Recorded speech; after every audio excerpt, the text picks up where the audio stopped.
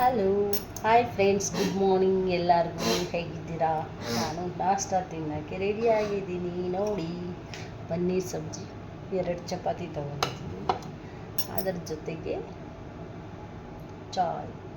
Tea ಇಲ್ಲದೆ ನಾಷ್ಟ ಹೋಗಲ್ಲ. ಹಾಗೆ ನಾವು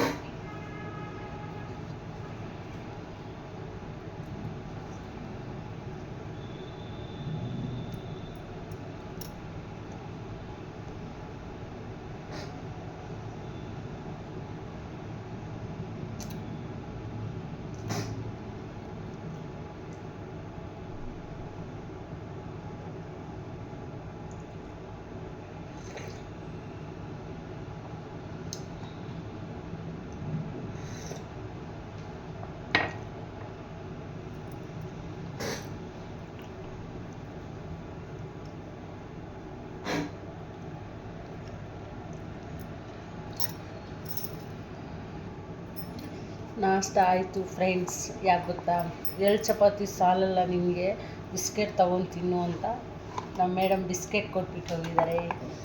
ಜೀರಾ ಬಿಸ್ಕೆಟ್.